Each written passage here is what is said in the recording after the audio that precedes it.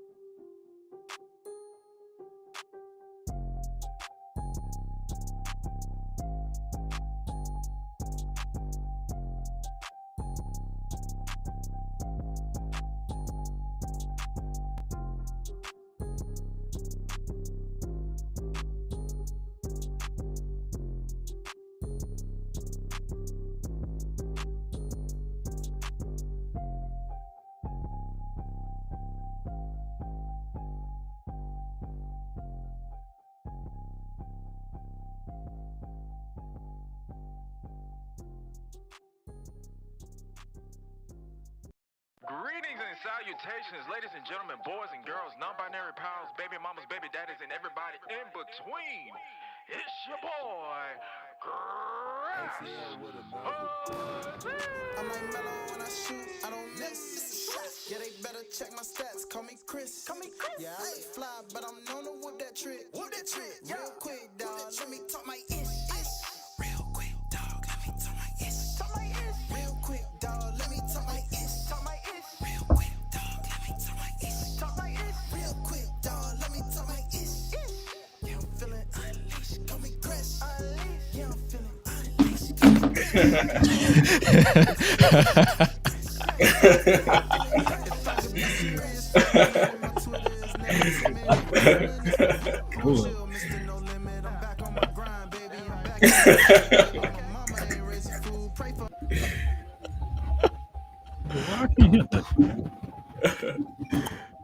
Oh man, Jermaine.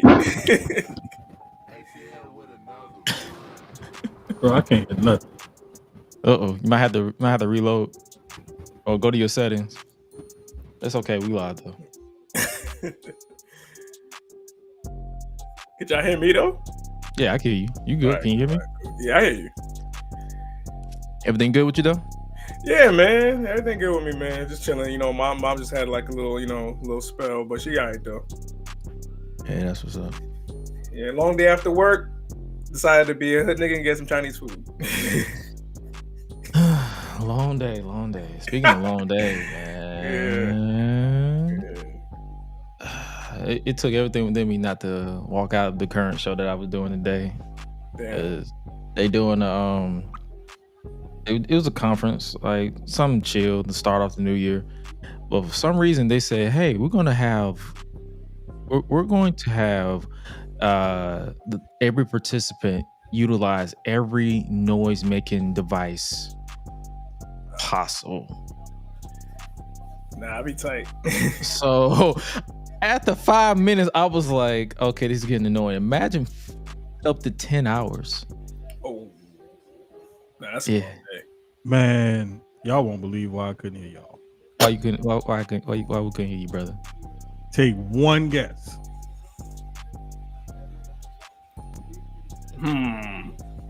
Why I feel like it's something stupid. Yeah, I'm stumped. I had the laptop muted.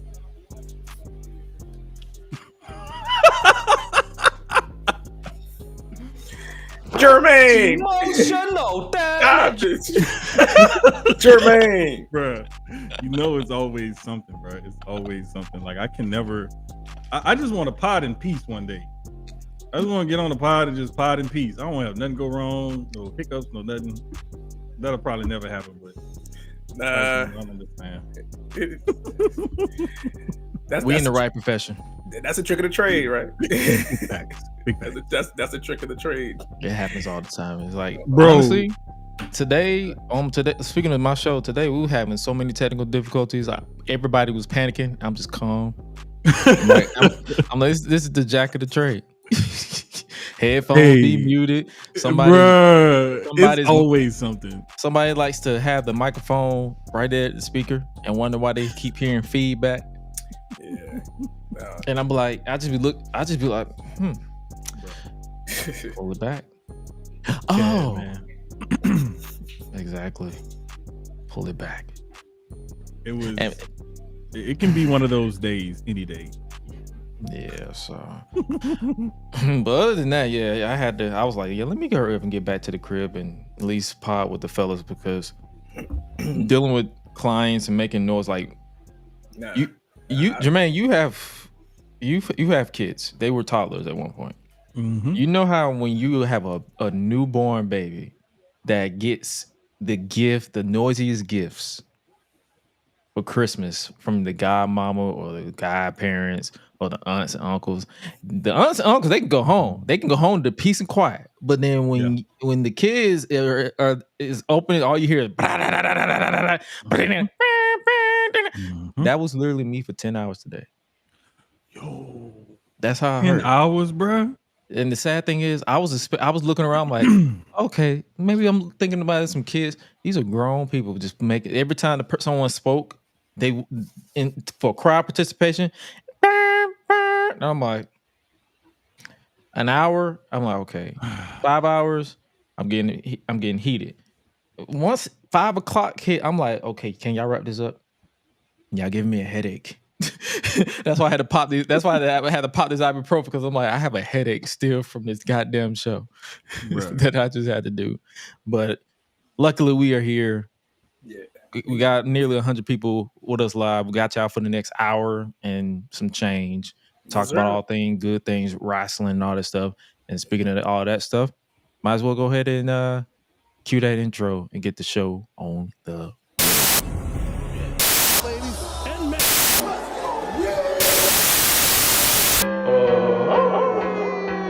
Feeling like Gresh Unleashed. When the club go around here, I'm a cactus. Bang, bang, gang, I don't owe you jack. When I'm in the ring, it's just me and my best friends. OC cutting no slack. Hollywood Miz, you can put me on the A-list. Gresh Unleashed, better put it on your playlist. Me and my fam be ballin' like the Bruce. Fight night, baby, hard hitting like Sheamus. Family first, yes, bloodline business. Winning all the gold, look at how they witness. I was taught to be the greatest. 1,000 days I'm running, check out the book of Guinness. Coolin' with the baddies in the baddie section. Guarantee you they ain't jaded. Yellow, you baby face, I ain't feeling your gimmick. The fans think it's overrated. I bet you thought you the EST, but homie, you don't even really go here. I'm better than on you and you know it. Scumbag, baby, I'ma make that clear. Making many moves while I'm headed on the flight. I'm the megastar, baby, on these LA nights. Putting on 5-star classics, contract year, cause today is a whole new price. Broad Lesnar on the beast. Eat, sleep, flex, and repeat. Whole new swag with a price on the tag. Coming live from the west to the east. Better recognize on the mouthpiece. See the power level gotta increase. Bringing content on a daily. Feeling like Gresh Unleashed.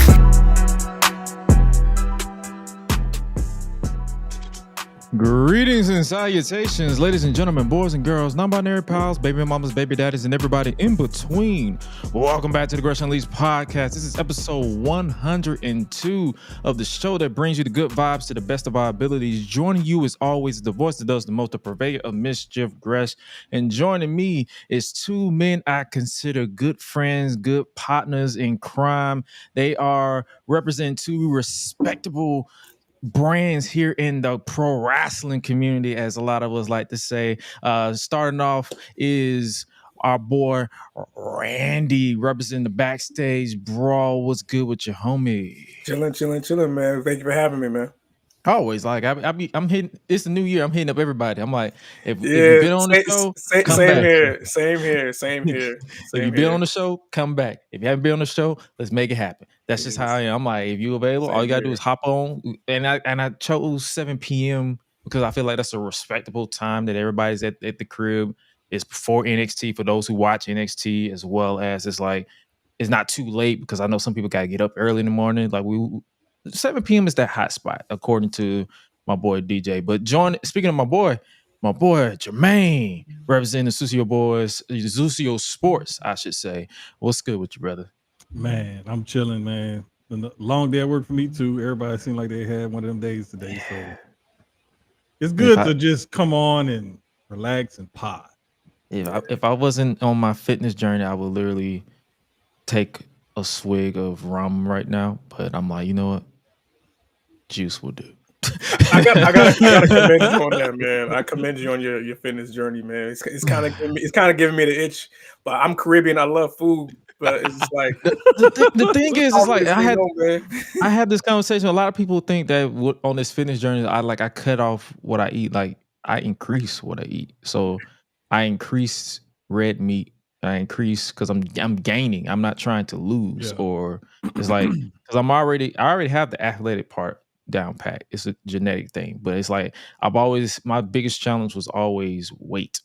Like I was stuck at like 145 majority of my 20s until the last year when I finally hit 150, and I'm like, okay, yeah, I'm gonna get a little bit bigger. I'm not gonna get too big, but I'm gonna get a little bit bigger. I'm gonna go. My weight goal is a minimum of 160, and I'm good. I don't really care about getting too big. Yeah, I'm under 240 now, but I think I'm gonna stay under 240.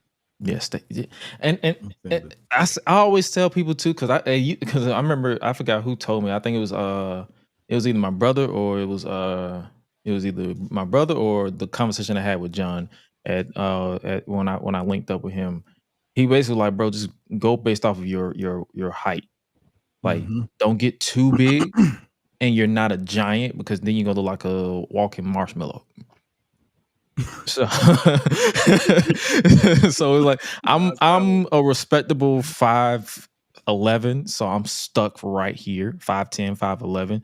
I need to get up. I need to get my measurements updated so I can verify, because my doctor tells me 5'11", my mama tells me 5'10", so I'm gonna go get a final verdict so I can tell people the truth and not sound like I'm lying. But my ultimate goal is 160, and I'm done. After that, I'm just maintaining. And also, I do cardio, so I know for a fact that I'm not gonna get past that. Yeah, that I had a nice exchange, just asking MVP a couple of questions earlier on Blue Sky. And he said he started his jiu-jitsu journey. He's a black belt now, 2013. So I'm like, this brother started his jiu-jitsu journey exactly 12 years ago, because he said it was January 2013. So 12 years ago, right? He's 51 now. He was 39 then. I'm like, that's not too far off from how old I am. So there's no reason that I can't like get back into a reasonable, set of shape. Oh yeah. Like Yeah. Look more like a closer, like a formerly retired pro athlete than one that retired a long ass time ago. Nah. Like I know myself. Like 1 minute I can go like from like a linebacker. I look like somebody that could be on a football field to like a Samoan real quick. So, so Yeah, it's like somebody could be on the football field. so like like there'll be times I'm like, yo, you play football, you play sports. I'm like, yeah, I mean, I play ball, like I hoop. Like I don't play football like that, but I hoop. It's like you should be Yeah. on the football field with how you like how I am physically. I mean, right now I'm wearing this flannel to make me look like I'm like Debo, but but that's just my natural frame. Like for whatever reason, me being Caribbean, like yo, we always got thick frames, so it's just like it's hard whether we gain or lose. Like high bone density, I just got to keep myself a happy medium. I'm around like 210. If I can get myself like around my peak where I want to be as like around 195, and that's reachable. So it's like unattainable. Like if I get to 195 and just tone up, I'll be all right. Like I'm 32. I'm trying to get back hooping, and because my boy Dre, you've had him on, the Wise brother. He's yeah, he's been back at hooping. So I'm like, I just want to get back on the court and just have a good time again. So to do that, I'm gonna start, surely getting back into the grind. And thankfully it's cold months. It's like easy for people to kind of like work out, because by the time summertime comes around, it's like, yeah, I ain't trying to do that. So like motherfuckers is inside, but I'm from New York, so it's just like, yo, I'm like I'm 5'10", 210, 5'10", 210 on a good Yeah. day. If I get myself around 195, just increase strength and lean on a little bit, yeah, man, like it's gonna be a nice summer for me. Yeah, I think the last time I stepped on the scale, it was like 238, 237, something like that. Slow So I'm like, if I could get back around that 225 range or so, I'll be all right. Oh yeah, because what you call it, like, and also back the last thing on that, because so we can, I guess people who are tuning in can hear us talk about the professional wrestling, even though we always get compared to wrestlers. Even me, I'm like, bro, I'm little. How am I getting compared? They're like, you should. I'm like, okay, whatever floats your boat, buddy. But there's this, I feel like there's this weird misconception that like if you like change how you eat, you won't be able to have a fit life. Because I used to be so obsessed with what I eat when I lived in Texas in 2019, that I was like, I went full vegan, and I'm like, this shit don't work.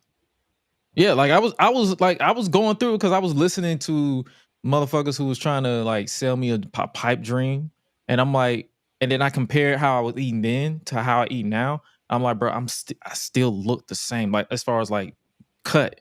So I'm like, I literally didn't have to put that fake shit in my body. I don't know how a person be in Texas and be cauliflower vegan. chicken. That's crazy. Oh no, I think That's also what wild. helped too. What also helped too with that is I was vegan. I was like, for when I first moved out there, I was like 100% vegan, and then when I was like, I think my mom started teasing me with ribs, so I went half vegan, and then by the time I got back, I was not vegan. She's like, all right, is that little temptation, one little taste. Yeah, she was like, yeah, taste. you're not dedicating to this shit. Like I refuse. She knew exactly what to do. Like, and she also saw like the budget. Like it's expensive as hell to be vegan, and I'm like, no, I'm already spending over $100 on everyday groceries, and I'm not even vegan. Imagine if I was vegan, I'd be spending at least close to 200 with this inflation. So, oh man, yeah, this inflation is crazy. Speaking of inflation and subscriptions, Netflix, raw on Netflix. How we feeling 2 weeks in? Because this is the second week. We can start with you, Randy. Niggas is overreacting. I'm sorry for cussing, but people are overreacting. You are good, brother. We are. No. I know. Like Lala said yesterday. But it's like, nah, for real. But like, niggas is overreacting after that first one. I knew that first episode you were not gonna get, whatever you wanted, because it's just all right. It's our first episode. We're trying to plant our flag. We're trying to, promote this and the third. Boom, boom, boom. Cool. I get that. Y'all niggas is dragging it. This week, I'm like, y'all can't complain because they didn't go over and they gave you a nice sweet spot, 2.5 hours. So it's like, I enjoyed both episodes. I think this is a really good, start in terms of their Netflix deal, in terms of where it's going, because After last night, including that first match, Raw is looking like that show again. Jermaine? I really think people like Randy was saying. I think people overreacted, but I also think that the overreaction could have been left up to their expectations also. So a lot of the times the overreaction could be a it could be a byproduct of people's expectations going in. So if you have these wild expectations going in, like some people thought that the first episode was going to be like a WrestleMania or like a Big Four pay-per-view or something like that. And then some people were like, well, the second one, well, if they got to do this or they got to do that. Like they're going into it with these expectations and then get disappointed when their expectations aren't met. So I just think that people need to temper their expectations and just watch what you see. And if you like it, you like it. If you don't, you don't. I agree.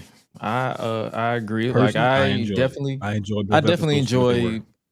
I enjoyed little bits of the first episode, and I enjoyed this episode a lot more than last week. And like I said on the enemies last week, I was like, if I was a casual, I would not come back because nothing hooked me from the first episode.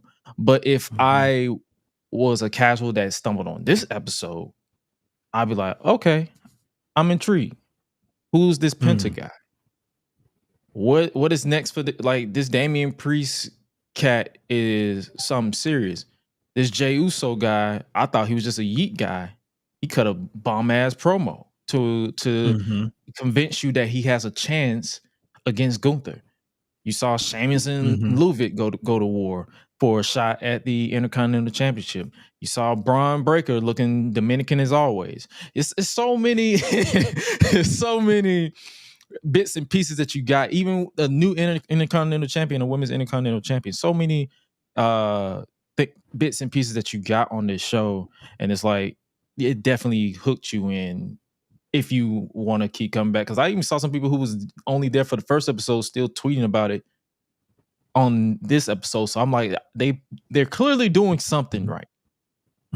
So, and speaking of doing something right, Penta, I guess we might as well talk about, that was the first guy I mentioned. Penta is officially, I guess you could say WWE, because then they do Cody Rhodes is WWE, so I'm guessing Penta is WWE now. What was our thoughts on this, gentlemen? Besides the whack ass music.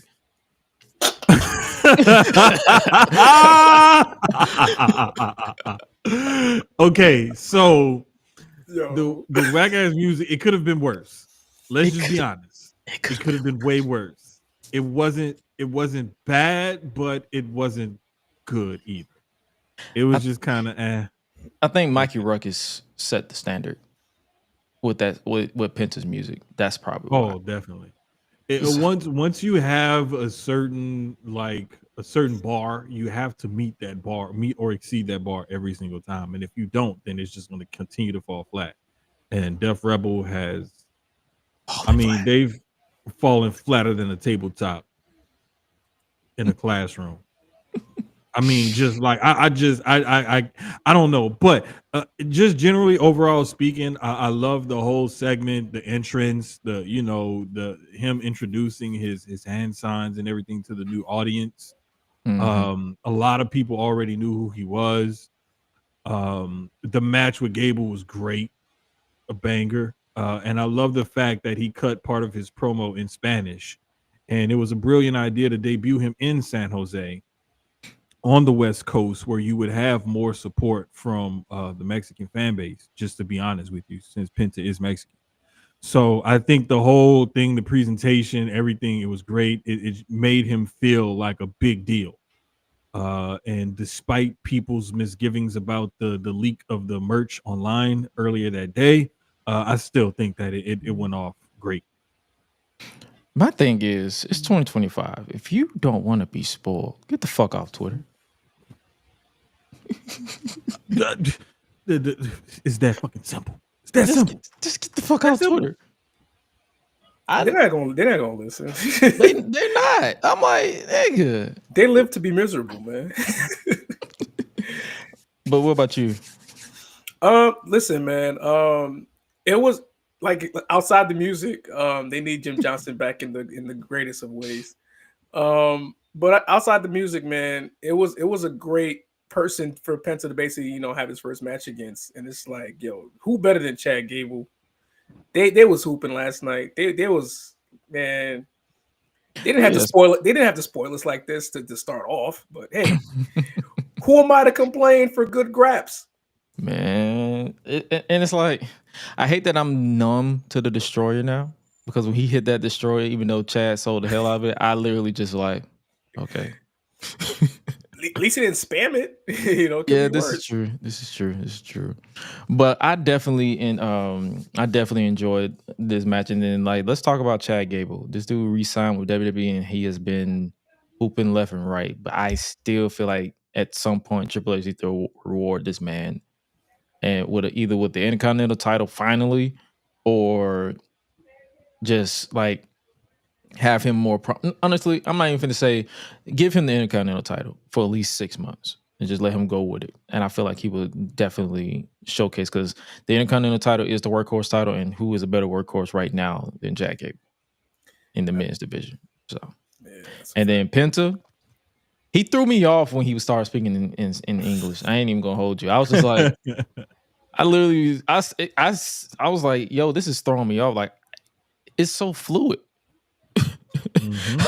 I was expecting like him to like either be limited, even though he spoke English for like 30 seconds and then spoke in his native tongue. But I was just like, yo, this is actually mind blowing in a good way. So I definitely do. We feel like they finally found their next, I won't even say next Rey Mysterio, I would say their next luchador superstar. They go all in with it. Oh, easy. So easy. There's, I mean, when you look at all the other guys that they brought in to try to be that next guy, to try to take over that mantle from Rey Mysterio, none of them came in with the fanfare and the hoopla as Penta did. True. And if you also look back, how many of those guys had merch the day they debuted? And I mean nice merch from the day they debuted. I would definitely wear that. I ain't gonna hold you. Like, if these bills wasn't whooping my ass more than a little some bitch, I would definitely get that mask. Man, look, I have already been thinking about this for like 2 years now. And the day that made me want a Penta mask was October 15th, 2022. And if you don't know what I'm talking about, go look it up. That's when he was at Triple Mania down in AAA, and he main evented, and he retired Viano 4 and took his mask. And the most epic photo in wrestling history was taken after that match. And you could go argue with a wall if you want to, but ain't nobody moving me off my pivot. That is the coldest pick in wrestling history. And that pick in that match and that all of that, right? That I was like, yes. In like learning, shout out to the homie Keeks, matter of fact, because she hit me to a lot of lucha libre, like history, culture, and different stuff like that. Stuff that I didn't really know. I was kind of aware of them. But anyway, that day, that match, and the history behind what it means to do that in Mexico made me want a Penta mask. Yes. Yep. That Yes. I remember us talking about that. I forgot what episode number it was, but we definitely talked about this. I was like, bro, this is one of the, like, this is a guy that if I see him staring at me, I will be like, you know what? I apologize. I don't know what I did, but I apologize. Like, I will apologize for my outburst before I even outburst. That's how terrified I was when I saw that. I was like, this is some good shit though. Yeah. I mean, that was just a dope pick, and that whole the match, the ceremony, and everything, just it was unreal. Like, I swear I watched that match like 3, 4, 5, 6 times. Like the whole thing, entrances, the ending, everything. Because it's a thing. Like, and when you're really into pro wrestling and you really love pro wrestling, you're not on this tribalistic BS that most people be on, and you have a variety of a taste and flavor for different things, you'll learn to appreciate things like that. Oh yeah, like like I guess the last thing we could say about this is like basically if you enjoy wrestling without without accepting the or looking for the acceptance of other people online, you will Mhm. your fandom will last so long. That's why my fandom has last so long because if I cared 100% about other people's opinions, I would have been stopped watching when Hulk Hogan and Eric Bischoff was in TNA because I was done. Oh. Like after 2011, I was like, yeah, I'm done with this shit. I don't even know how I lasted this long. So, but speaking of matches that didn't last long, Lyra Valkyria is now the new Intercontinental Champion. Is a mixed reaction online. Some people was pulling for Dakota Kai, word to the enemies podcast, and everybody who supports that movement, as well as some people was pulling for the Bird Lady agenda. Shout out Ben. Uh, but what's our thoughts on this match? Because I feel like like they came out the box hot with this one. They did. Like I was hoping that it was gonna be last week that they did the match, but I understand why they did it for this week, and they showed out. Like I was happy to see Coda finally get an opportunity at a championship, whether she won or lost. The Mhm. fact that she's healthy enough at this point in her career to probably pursue it, and the fact that she can go through that match, it gives me hope that she can contend for it down the line and possibly win it. But other than that, I know they're giving it to Lyra because of the fact that they see her as like a Becky Lynch replacement when Becky eventually becomes, you know, you know, when she starts getting away from the main from the main roster or that main event scene. Mhm. She's next up. She's very young, so like they're basically preparing for the future while they still got the present. Like one thing I did when I after seeing this match, I was like, who can they shape this middle card division around Lyra to challenge? Obviously, you're gonna have Dakota trying to get it back or get that win back. Like I guess you could say Pure Fusion Collective, or as some people on Twitter says, the Scissor Sisters. Stud control. Stop patrol. Stud Stud Control, control. Stud Control, the Scissor Sisters I saw, I blame Mia Yim for that. the Stud Line.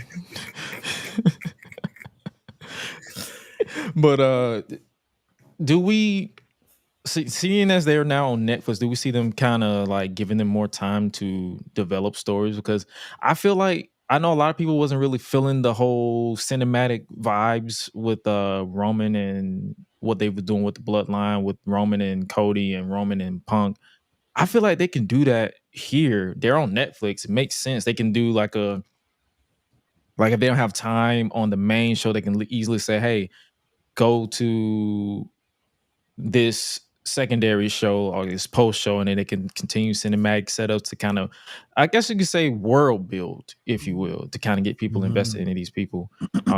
Like I feel like there's potential with the stud line. Let me say their real name. There's potential with Pure Fusion Collective if they give us a reason to care, as well as everybody else. So, like, because let's be real, you have Shayna Baszler in there. That like, if they put the Mhm. ball behind her, she can easily be a threat in that Intercontinental division. Uh, Zoe Stark, always she has one of the coldest finishers in the game. Met her in Detroit at SummerSlam 23. Sweet lady. So it's like it's so many people, like little pieces that they can do. It's all up to Triple H to actually put them into place and actually make the consumer care. Yeah. See, the thing is, one thing that I tend to look at when they're making certain booking decisions and they're trying to pick who might win what title or so on and so forth, they may have different reasons behind different uh, booking decisions. But one thing that I thought about with Lyra Valkyria that I kept remembering, she's a full 8 years younger than Dakota Kai. So she's seen as one of the building blocks of the future of that women's division. Dakota Kai is seen as a good hand, somebody that we can use right now, not necessarily somebody that we can build this women's division around moving forward. So yes, she's a lovable character and everything. You want her to have her moment. However, would you rather have her moment being the inaugural women's Intercontinental champion on the second Netflix episode of Monday Night Raw, or would you like to see her win that title on a pay-per-view? So, I mean, it's not to say that she won't win it, and yes, being the first means something. However, wouldn't it be a bigger payoff if she has that big moment on a pay-per-view as opposed to just being known as the first? I mean, I know that has a lot of historical significance, but I'm talking about the moment itself. I can see it. Like that would make sense. But I feel like, to, I guess you could say, play devil's advocate, I can understand why they put it on Netflix, because it's still a little buzz there from the first episode. So they're like, more people are still going to be watching regardless. So they're going to have eyes on this show. So, hey, let's have this happen here.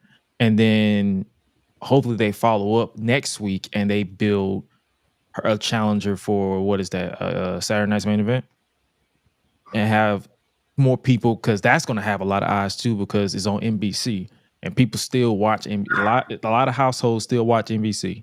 So, you're going to have more people watch it through there. So it's a lot of ways they can go with what you're saying. So it's like, now I understand. I can see why they did what they did, even though I would have preferred that they did it like on a I wouldn't say a Royal Rumble, Saturday night's main event, because Royal Rumble, I feel like they want to keep that focused on the men and women's matches more specifically, and probably 2 matches in the middle, because Triple H left his 4-match card.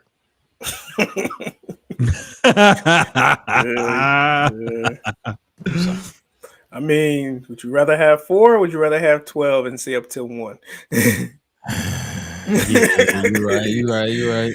Like, it's like, yo, it's like, I'm gonna give it as 4, but these 4 gonna slap. But at the same time, if I give you 12, like, are you gonna stay up to watch the 12? No, me? No, I'm going to fucking sleep. Like, that's why I ain't really paid for the 50 in a while, because I'm like, I'm not staying up the entire time. I always use my I understand. extracurricular means. I understand. You go pirate like SpongeBob. Arr.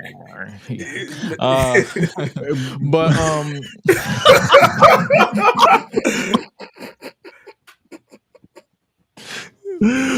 Bruh, gotta cut corners, baby. Gotta cut corners. Wait. As soon as you said that, the only thing I could think about was that little pirate from the beginning of the SpongeBob song. Arr! I can't hear you. Oh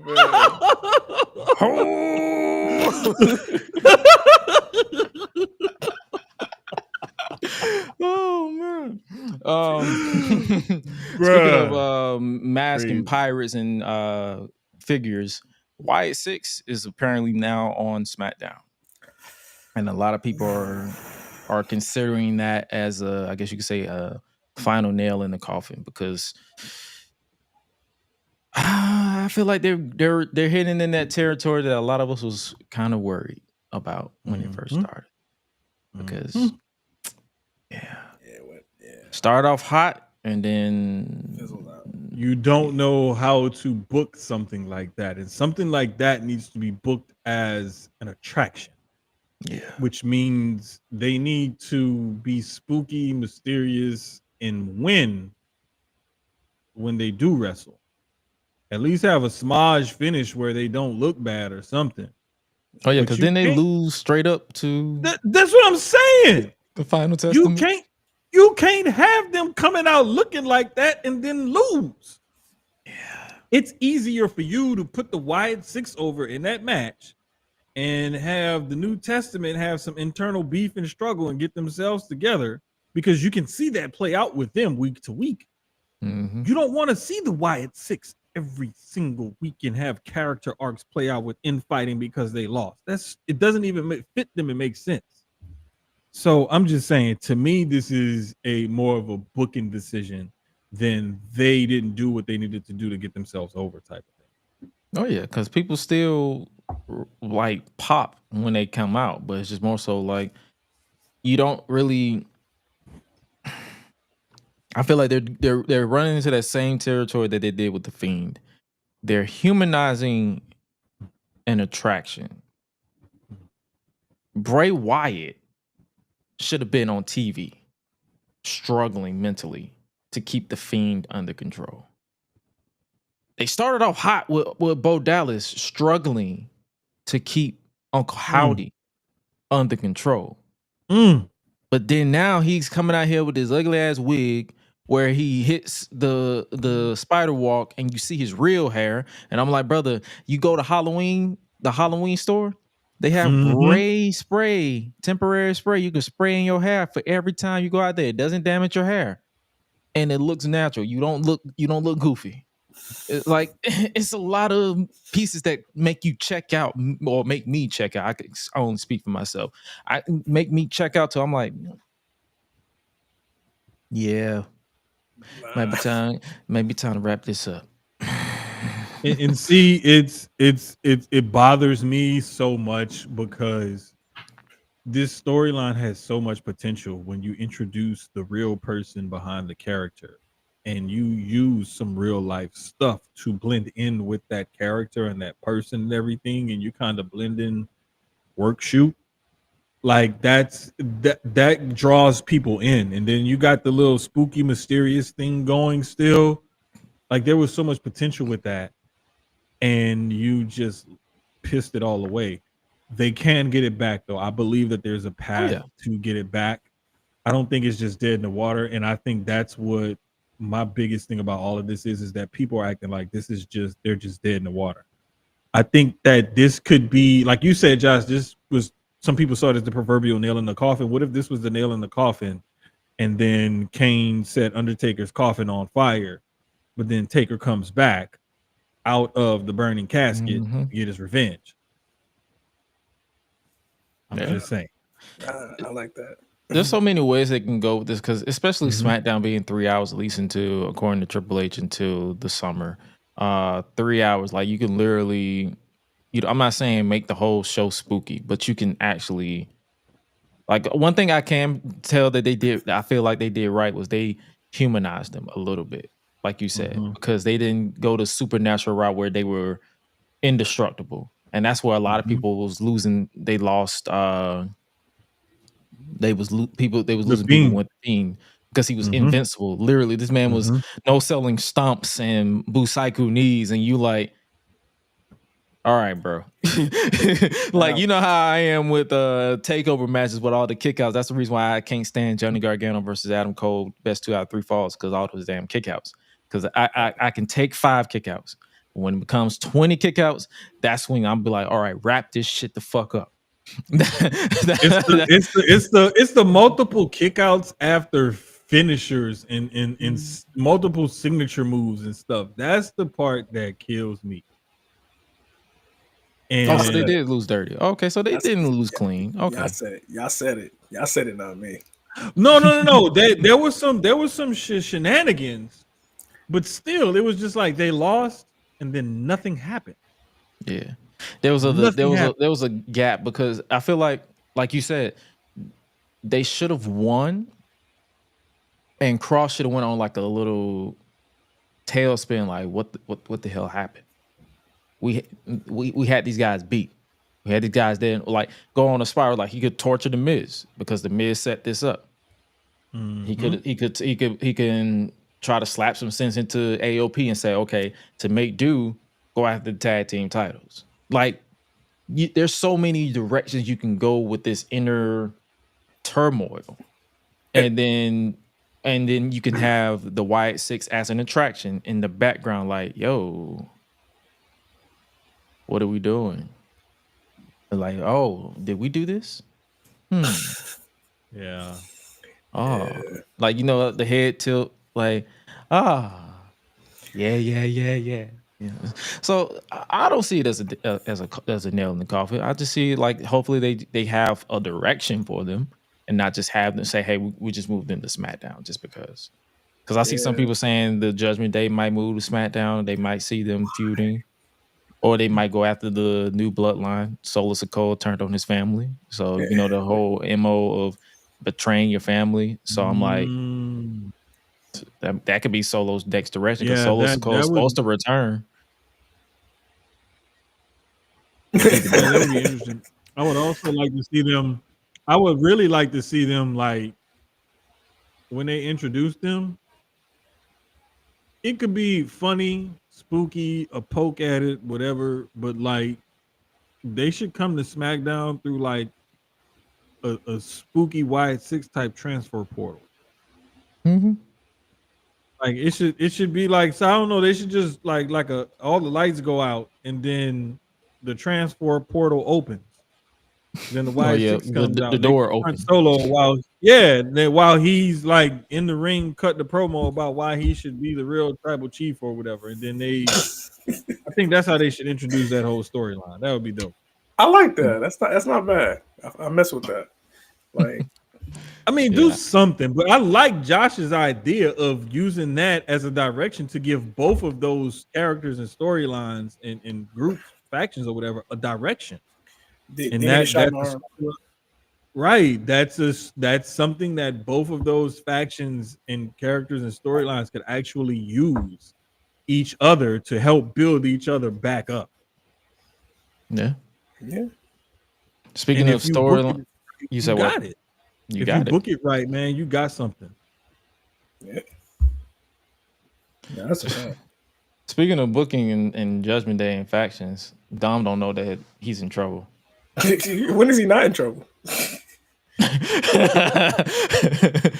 The dude said, I don't think she said she's not mad. And every dude at the home at the crib was like, God damn it, she's upset, brother. Run. Yeah. She is pissed. Like, brother, you tried to hug her biggest op in 4K. And how I know it's 4K? Because Netflix has been streaming in 4K. Yeah, the camera has been impeccable, and I wear glasses. He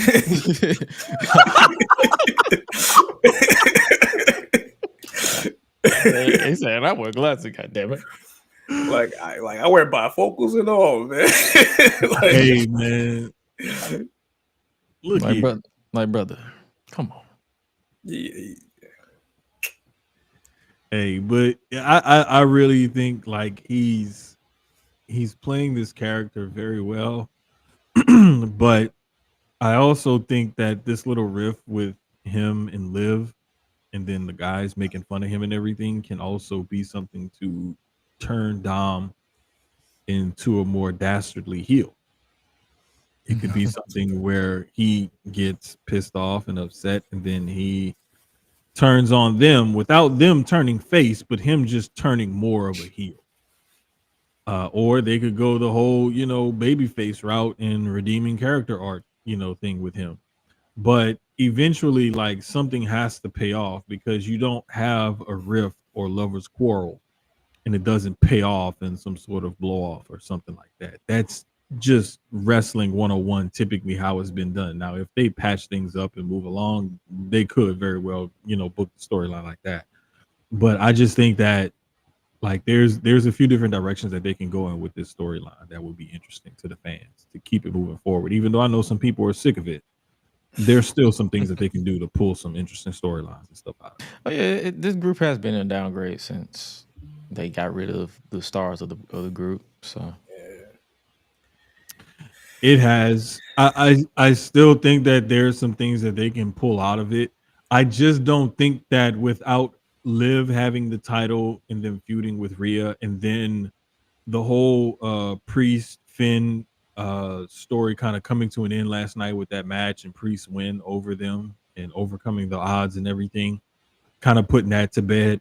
Like, I think it's time for them to move on to the next thing with the Judgment Day. And so here's where you have something where you can at least keep them somewhat interesting, where you have the Liv and Dom thing, and then you have the Finn and Liv thing. There's some stuff there that you can do to still cook with Judgment Day. Yeah.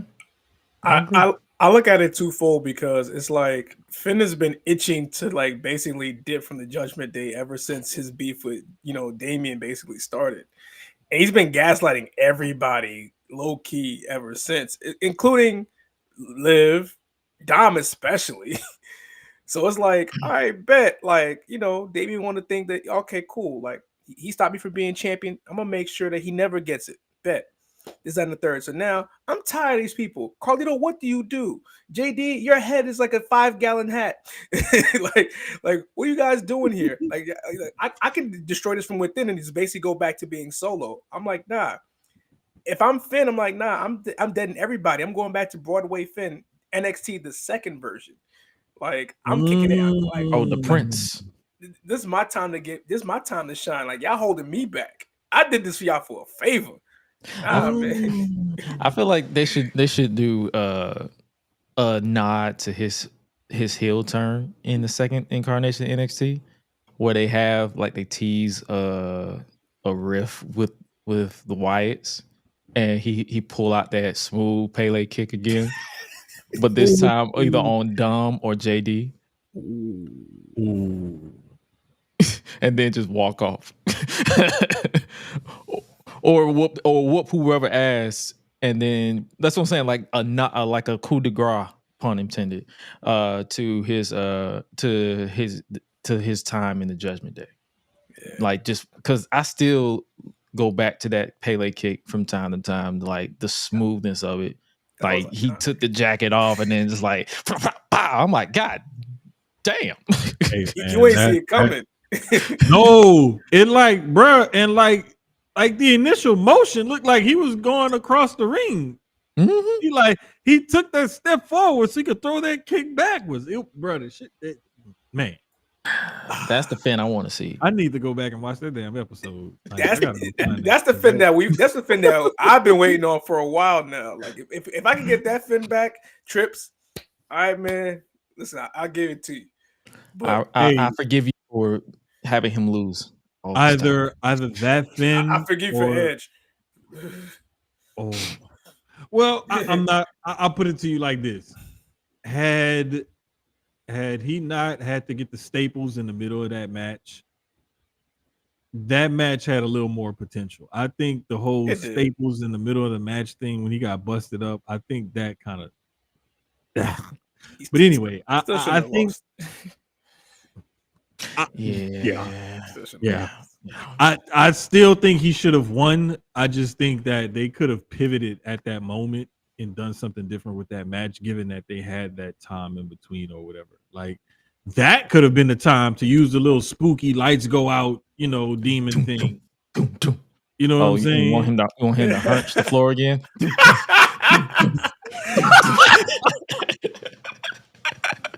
You remember that shit? Extreme Rules. What was it, 2022, 2021? That man was like, doom, doom, doom, doom. Bro, I'm so back up. Like a guppy fish. He did all that and lost because the ring rope broke. Bro, I remember that. Yeah, like, come on, man. I want to know. I want to know who's the producer for that match. That hurt. I want to know who do I hold Road Dog. Road Dog bullshit on my TV. When in doubt, blame the dog that goes on the road. Road Dog. Road Dog, Jesse James. I'm blaming him. It is always his fault. If it's not his fault, it is his fault. Like, there's no one else's fault. It's just his fault. I would never blame Hurricane Helms. I'll never blame him. You got Michael Hayes, Hurricane Helms, Jason Jordan, Tyson Kidd. Never them. Never. Nah, it's always Road Dog. The Indian dude, I forgot his name. Davari. Abyss. Bro, like, you got a bunch of people back there that you can blame.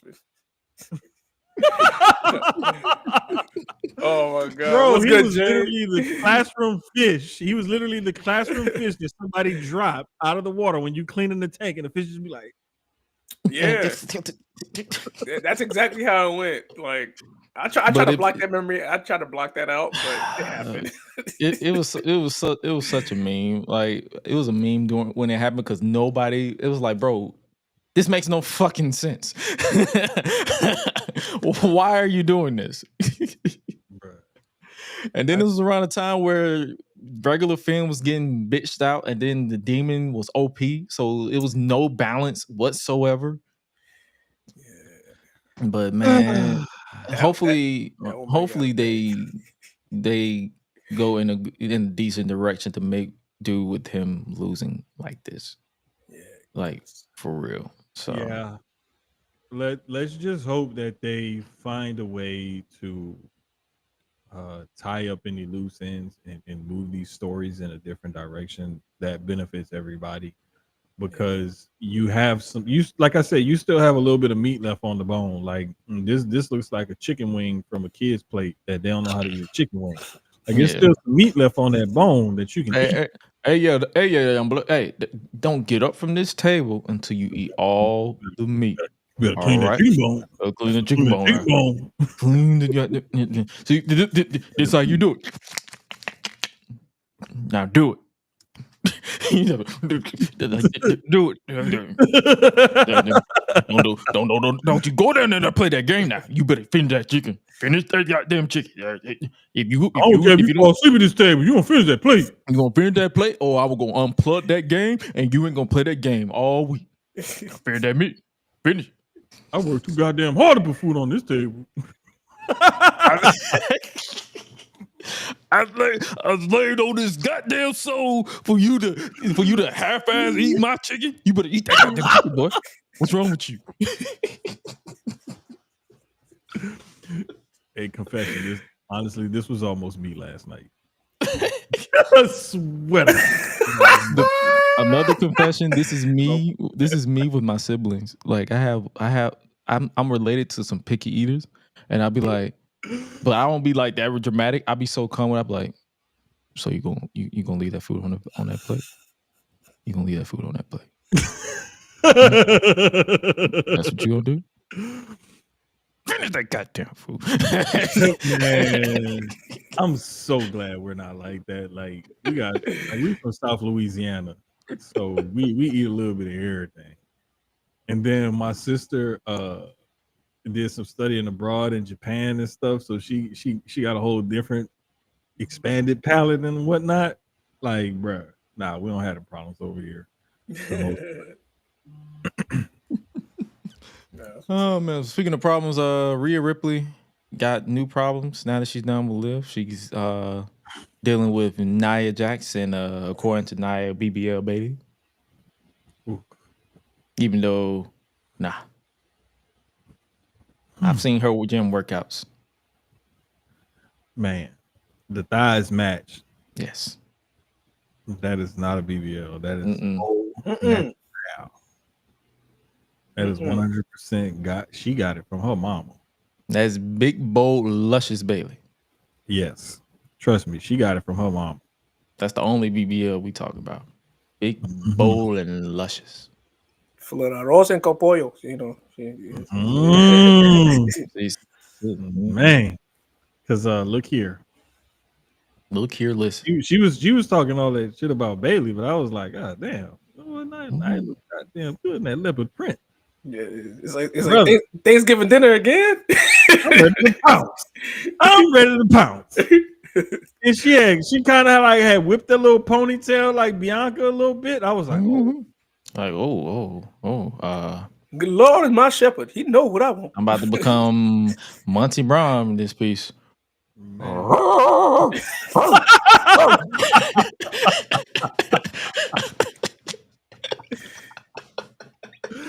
Hey man, look, I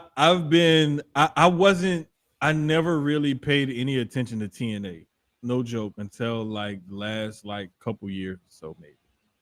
So there's a TNA channel on my Roku TV, that plays nothing but old TNA episodes and pay-per-views and whatnot. And I've been watching that consistently over the last couple of months, every so often.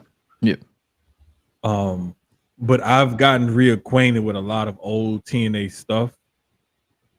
Bruh, that Monty Brown was a goddamn fool. He was a damn fool. The Pounds. What? The pounds. The pounds. Man. He said, "Do you know Booker?"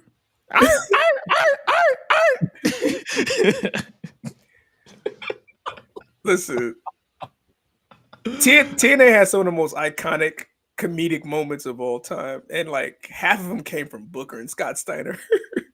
Bruh. Booker, Scott Bruh. Steiner, and Monty Bryan. If I had Bruh. all three of those in the same vicinity I at need the to click. same time, I would, and R-Truth, I would die. You know what I really wish, the thing where people talk about WWE fumbled this and fumbled that. The one thing that I really know that they fumbled was Stokely Hathaway. Bruh. Yeah, they did. I needed a Stokely R-Truth collaboration on something for at least 5 to 7 good minutes. That would have just made my life, and I could just die a happy man after that. Well, apparently AEW is fumbling him too, because where the fuck is he? Exactly. They did that shit with Chris, and then he dipped. Well, he's teasing that shit with Private Party, and then he got snatched to the back, and then that was it. What is that? Only man thing I'm doing, hoping, man? only thing I'm hoping is like he working on something outside of AEW and ask for some time off or something. Maybe I have no idea, but that's what I'm hoping for, and I hope they find a re-entry point for him to reintroduce him into storylines, because that brother is talented, Too talented, highly entertaining. That is. Last little bit on Raw, that we mentioned Damian Priest and Finn Balor. The only gripe I got with this match is I wish we got that shit in Atlanta for Bad Blood. I wanted that one too. Yeah. I'm like, bruh, you should have gave me this Atlanta in October. Because Bro, the match in October wasn't bad, but this was better. I put it like this in sports terms, that one in October was like a game 1, maybe a game 2. Mhm. This was like a game Yeah. 7. This Yeah. was a game 7. You can tell that they was like, yo, this is the last bit of the feud. Let's go out. all out. You know, and like like there's certain times when you can see certain matches the way they're put together. Like, I don't think like this is going to be the end of this. Perfect example, that same Raw last week, the ending of that Punk Seth match. That's not You know, it was similar to the 21 or 22 match he had with Moxley in AEW. The 21 match with Moxley in AEW, the exact same finish. But I just think that the way they worked through that match and the ending of that match, it gave it some finality, and it was like, okay, this is it. We're moving on from here, and you can just tell. And I think they did that, the ending of that feud and that whole storyline, a great service, because that was a banger of a match. Yeah. Also shows their depth too. Yeah. Like Raw has a deep men's roster. Like I thought of it last night. I'm like, wait a minute, like with Penta here now, and like with Raw finally getting some bodies back healthy outside of Bronson Reed, like they got a stacked roster. You can put anybody between the Intercontinental Championship scene or the World Heavyweight Championship scene, and then stars who really don't need the title. You can still create, great angles and stories for them. So it's just like, like they're a really deep roster where they can just do whatever with them. I just hope that, with the spacing and time that they've been doing it, that they can, get everybody to do what they need to do. I agree. I definitely agree. I guess a little bit of SmackDown. We got Tiffany Stratton versus Bayley for the SmackDown Women's Championship. The WWE Women's Championship on Friday. How we see this going? Is this going to be just another standard TV match, or we see something growing from this? I think we may see like this is the growth of something because this can't be the first title defense and then she loses. Yeah. Although we have seen them do that to Sasha Banks and several others before. I just don't think that they would start off her first title reign that way with a one and done. Nah, I think with Bayley, if they have plans for Bayley coming up, I do think that she's gonna do what she's been doing over the last 2.5 years, being the vet, and like, all right, I'm just gonna let Tiffy have her moment, and then whatever, if she is going to move to Raw or this, that, or third, like Bayley is at a position right now where she can basically do whatever and is flexible in any role. Like she can be the champion if she wants to. She can pursue a mid card title if she wants to, or mix it up with Chelsea Green if she wants to. She can go to Raw. She can go to NXT. Like she can do anything she wants to at this point because she's basically done it all. But at the same time, like if they want to put her in a spot, I'm guessing they will when they want to. But right now, you're prioritizing Liv Morgan or Rhea Ripley on Raw, and now Nia Jax, who might make the move. And then, of course, you got Tiffany Stratton, who's basically got the rocket strapped to her back because now they're basically pushing her to be, you know, the next youth talent, you know, from that crop, you know, from the Roxanne crop and where she's at right now. So I think in terms of what for that match on Friday, it's going to be a regular TV match, and basically is going to do what, you know, vets do and put her over. Sure. Like I agree. Like I have nothing to add to that. For sure. Looking at my notes because it's a short episode, but and we pretty much tackle majority of everything in some way, shape, or form. So we can switch to the misc side of thing. Per Fightful Select, Darby Allin will be out for the foreseeable future to climb Mount Everest.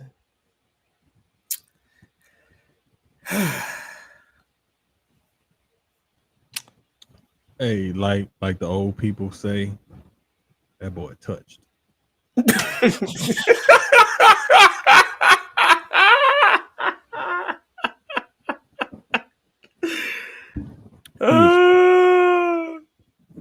Yeah. That's all I do. I have nothing further. I bequeath my time. Like as a person that was raised on Catholic school, I would say in the name of the Father, Son, and the Holy Spirit, amen. Because that boy ain't gonna come back alive. Brother, you can bathe him in holy water. It ain't gonna be enough. It ain't gonna You be can enough, bathe that man in man. holy water. The Holy Spirit gonna be like, yeah, I can't do nothing for this. Yeah, This ain't got nothing to do with me. Yeah, I got this. You on your own, player. You on You on your your own, player. I'm good. My man's got hit by a New York City bus and showed up to work the very next day. This man literally almost decapitating himself running into a truck at full gear, literally bleeding down his face. He willingly flipped off the top of a 10-foot ladder into a pane of glass that was like an inch thick. Yeah. You might think an inch thick ain't nothing. But when we talking an inch thick of glass, when it cuts, I've had an inch thick. I've had an inch thick fall on my toe. The shit hurt. So he put his whole body through it. Brother. Real glass. How you see why I said that? Real glass.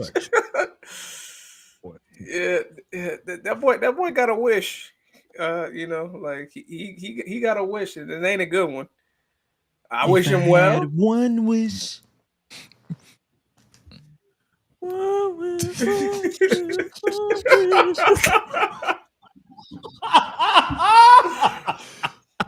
God! Next minute, you know, you gonna hear Minister Al Green. Amazing grace, how sweet the sound.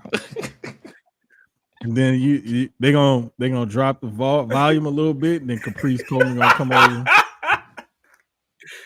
Brothers and sisters, As we pass around this collection plate, I want you to think of our fellow wrestlers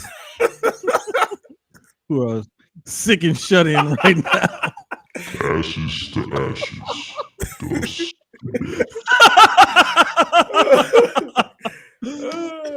Oh man, God. bro. Oh my god. Hey, Darby, good luck. Get back soon. Get back, I guess, because you supposed to. I'm guessing you were supposed to win, or at least be Nigga, just get back. win the world title, but you don't care about that. So just get back, nigga. Just survive. Just He get need back. somebody to go with him. I feel like Mount Everest is about to Shit. turn into Taz. Beat me if you can. Survive if I let you. Oh my god. Hey, yo. Hey, man. Oh my god. Speaking of surviving, Malakai Black is apparently done in AEW, and the original question was what's next for House of Black, but I'm guessing now is I'm guessing AEW starting the smear campaign, allegedly. Wash, rinse, repeat. My thing, do we feel like with Malakai Black, how do we feel about his run in AEW, injury aside? Because I believe he had a back injury like 3 years ago. Yeah. So how do we feel? I think he had a couple. He had of them. one back had a couple of injury. them. Maybe He had a leg He one had too. a couple Okay. of minor injuries as well, but Yeah, that's what I thought. Yeah, a couple other ones. Okay, but like, I'm gonna be honest with you. A lot of it was underwhelming because I wanted to see him go for or at least maybe hold a singles title at some point, and he never did. It was a lot of tag and trio stuff. We got very little, hardly any single stuff, and it was very underwhelming. And so I just think that he wanted something different for himself and chose to go to AEW. And then when he got over there and realized it wasn't what it was, he was like, I need to get back. it's not even that. He was released. He was released. Before he was starting a feud with Big E. Oh, that's Like they really right. did Because with the he was Dark Father, and then he returned with no music, That's hit the Black Pass on Big E, and then like a week and a half later, hey, he's fired. I'm like, he was gone. He was part of those budget right, cuts for you're Janelle right. Grant.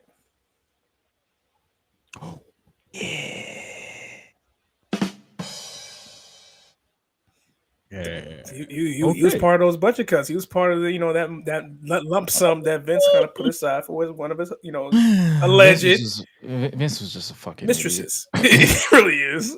So Vince is a fucking him and Adam Cole were part of that. Like, had Adam Cole waited about 6 months, when But I feel like if Adam Cole would have waited, the entire Undisputed Era minus Bobby Fish would have waited. If Malakai Black would have waited, if Keith Lee would have waited, even though none of these people these two didn't have their choice with their release because they was released. I feel like if Triple H was booking, if Triple H was in charge of the main roster when they was there, they would have definitely been around for a good minute. Trips tried everything and then some just to keep Adam Cole. Adam Cole even damn near gave him a heart attack, bro. But nah, Malakai Black, if he does return to WWE, do we feel like he needs to have his NXT version? Yes. I need that thing. Hell I don't yeah. trust, listen, I don't trust whatever the motherfuckers might make. Hell yeah. And the same entrance, everything. Like the whole 9 yards. Run that shit back. Run all that shit back. Like if it ain't broke, don't fix it. Bro, I've been saying that. Like I mentioned Penta's music, they changed Dakota Kai's music too. That was unnecessary too.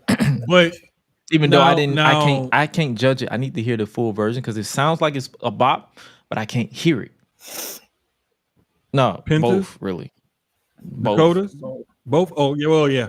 I kind of listened back to Penta's, like, but it was like 2, 3, 4 in the morning, and I'm laying in the bed, can't sleep, fighting insomnia or whatever. And I listened to it. I was watching it back, but I still couldn't really get a beat. It was like, okay, I can hear it a little bit better. The guitar riff.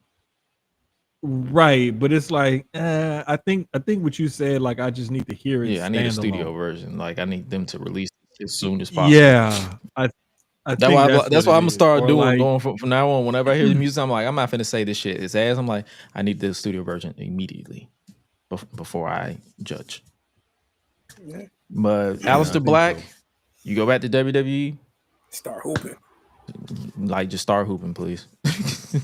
And I guess two outside of things before we get to our betting odds, because usually here on the for those who are new around here, we do betting odds to where we look at the current standings for like upcoming Saturday night's main event next week, as well as the Royal Rumble, which is the week after. So we got all that to pretty much like how we feeling with the current standings. But the last bit, we got Odyssey Jones. Remember Odyssey Jones? He finally broke his silence following his release and lightly addressed the DV for YouTube, but for audio format, domestic violence allegations from his former partner. And he stands with his innocence. And upon further, because I believe it was released via the Post. If did y'all see that earlier? It was, I can't remember I think it who was V. it I was think attributed V to. posted it. It was Post Wrestling on Twitter, reporting by Brandon Thurston from WrestleNomics, where it says court records indicate former WWE wrestler Odyssey Jones, real name Omari Palmer, was granted an order of protection against his former partner in September 2024, shortly after reports emerged of his release from WWE, indicating that in layman's terms, she was allegedly lying about being abused. And people immediately, when they saw domestic violence, they immediately assumed he was the aggressor. And apparently, according to court records, he was the victim. And here's the thing. Now, she, or whoever the partner was could have called the cops on him, and especially if it was a female. She calls the cops on him after an altercation. I want to say standard operating procedure. They're 9 times out of 10 probably at least going to cuff you or something at the scene. Figure out what's going on and go from there. It's never good for a man in the eyes of the law when a woman calls the cops on you. So you automatically guilty until proven innocent. Or according to Twitter, Now, you're guilty until proven guilty. thank you. Yeah, it's just trash. It is, man, and it's so messed up that it could have been a situation where, you know, she was the aggressor and he was just trying to defend himself, and because he's 350 pounds, it's gonna take. So I just hope that comes out, whatever the truth is, it comes out, and whoever deserves what they deserve, they get it. Yeah.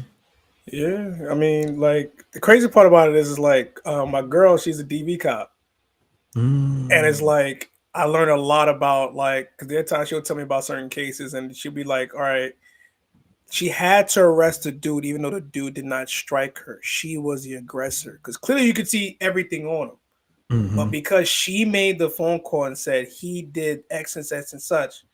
He's the one who's gonna get arrested. He's gonna get processed. It's just when it's in the court's hands, the court of opinion is gonna do whatever they gotta do, and then you know how the system is. So it's like it's messed up. They got caught up in that, and it's The unfortunate court that system is so backwards. It's like even if I'm the victim, I get arrested like the aggressor by default. I mean we got You have to prove beyond the shadow of a doubt that something was done to you as the victim. All right. And if you're the aggressor, you have to prove beyond a shadow of a doubt that you did nothing wrong. And it's basically the way it's set up is set up for, you know, the bigger, stronger, more dominant looking person is always going to get the rap sheet, and the smaller, more demure, you know, lesser person is going to be the one that they're going to look at as, okay, this must be the victim.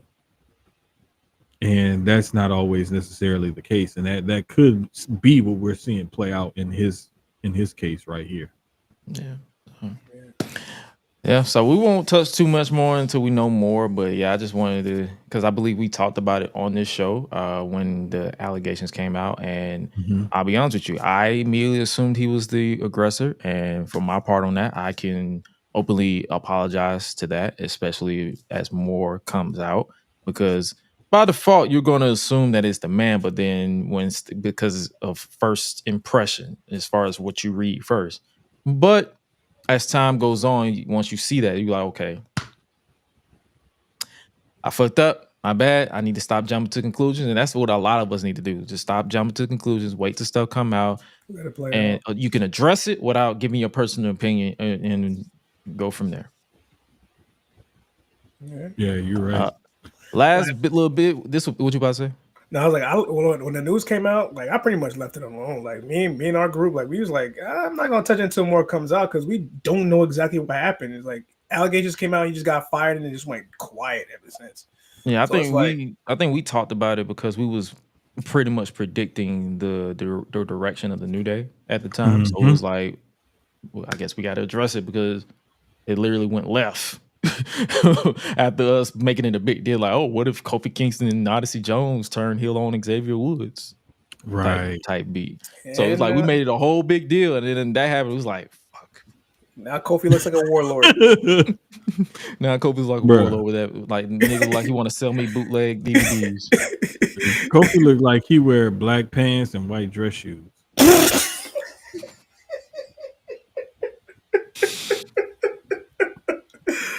Oh my god. That's high true. And word to JT over at Marks with Mikes, he definitely do want he do definitely look like he want to say, "Don't you know no good?"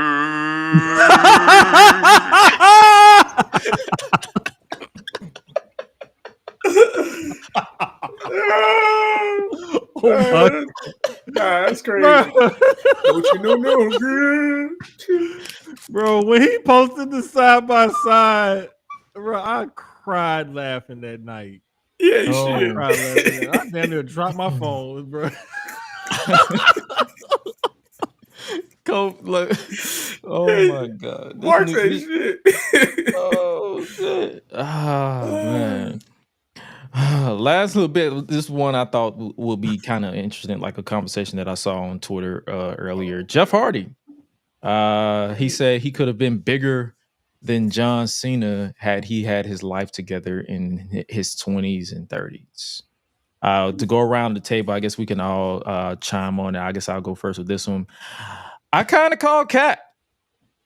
And the reason why I say that is because yes, John Cena was big. Jeff Hardy, was big in 2008. Like, he was practically up there as big as Obama. And I know a lot of people like to say that, but he definitely was in WWE terms. Like, that man was one of the top merch movers. He was like the talk of the town. You go to school in 2008 or you go to work, people was talking about Jeff Hardy jumping off the Tron on Randy Orton. Like, this dude was a big deal. His personal demons took over because I believe it was reported that he was supposed to win the Money in the Bank in 2008 and cash in later that night on Randy Orton as like a revenge for the Royal Rumble, but he got suspended. And then it's like every time they wanted to put the ball behind him, his personal demons got in control. So it was like, But if I had to like really look at this, like the dynamic, John Cena, Jeff Hardy couldn't cut a promo to save his life. So a lot of people, so I feel like that's where the line would have been drawn if he had his life in order. Because when they look at it, WWE wise, now if another company was as big as WWE, they probably wouldn't care. Like if AEW was around, when Jeff Hardy was at his peak, I feel like they probably wouldn't give a shit about his promos. But WWE cares about promos because they want you to do the press conferences. They want you to do the press tours. They want you to be able to basically be fluid. Like if John Cena wanted to, he can literally end your entire career if he wanted to be a dick that day. You saw what he did to Austin Theory. Nigga ain't been the same since. So it's like Jeff Hardy, would he have been up there with John Cena? Yes. Yeah. He would have. In my opinion, he's still technically up there with John Cena, but I feel like his drug and alcohol and arrest has been always the vocal point, and people just be like, I'm tired. So if he would have gotten, if he would have had his life in order or would have got his life in control early, he definitely would have been up there with John Cena. But I feel like John Cena still would have been above him. Randy, you got any thoughts on this? I agree. Like Jeff knows why he wasn't up there. Like, come on now. Like, I know Jeff is saying that now in terms of retrospect because he sees his career like kind of has some regrets. But like, come on now, you know exactly why you're not at that level. Like, or that you feel like Jeff Hardy will always get universal love, like in the wrestling realm, because of who he is and what he rocks to, and how us fans, feel when he's out there doing his stuff. But like you said before, like Jeff's demons were a major culprit in terms of why he wasn't able to like showcase more of that. Like you could have basically been, a lower tier version of what Shawn was, in that generation while Shawn was still there. Like had you got your shit together, but they tried to do a couple of like wins over Shawn. It's like a little subtle passing of the torch, but life kept happening. Like your demons just kept getting in the way constantly. So it's just like at some point, like I'm glad like he's at a place where he's taking accountability for his past now. But to kind of say that is like you know what's gonna come with you saying this. It's like, bro, like we all seen it. It's just the fact that you just kept getting in your way, and it happens. Yeah, right. I'm gonna play devil's advocate here because I think that he was correct. He could have been. I won't say big. He could have been bigger, but he had a chance to be on that same playing field for an extended period of time with John Cena. The reason why I say he could have been just as big, if not bigger, is because we saw Roman Reigns go from suffering succotash to missionary every night. So you can get better at promos. Yeah. But we're talking Roman Reigns. We're not talking like some random other guy. But if we're talking top of the card, main eventer, extended period of time as the guy in the company, which Jeff Hardy said he could have done and was doing, but to rival Cena, like he had the opportunity and he gave the caveat, had he had his life together, that he could have done that. I think he's right. Had he had his shit together, he could have rivaled Cena.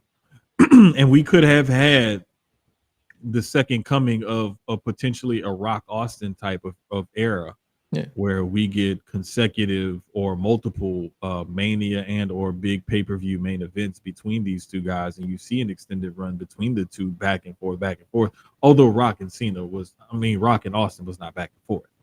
Yeah. Rock won one match out of 10. So let's call it what it is. But the wins and losses aside, you saw those two guys as 1A and 1B, and they alternated those spots for several years at the top of the company. And I think that Jeff Hardy was there, and he could have stayed there for a while had he had his shit together. Yeah. Yeah, so that's what I'm saying. That's basically what I'm saying. I'm like, it would be a twist of fate, pun intended, if he were to bypass John Cena. But him being neck and neck, I can definitely see it. And even like I said, even right now, he's definitely neck and neck as far as nostalgia, because people still love Jeff Hardy. Oh, definitely. Like, but once he gets his life in order, like once he finally gets his life in order, then people like, oh, bet. Right. Like, we wish you well. That's all we can do now. It's like, we wish you well, especially after constantly going through this, that, and the third over and over again. You're like, okay. So yeah. Yeah. It is what it is, man. I'm just glad to see him like getting himself together, and I'm loving the videos he's making with his daughter on TikTok and stuff like Yeah. that. Like it's dope to see that kind of stuff, man. Like seeing some of your childhood idols, especially in different businesses and professions that aren't used to living or lasting very long and having a long, life and happy life towards the middle end of their lives. To see that kind of thing is very refreshing. Yeah. Yeah.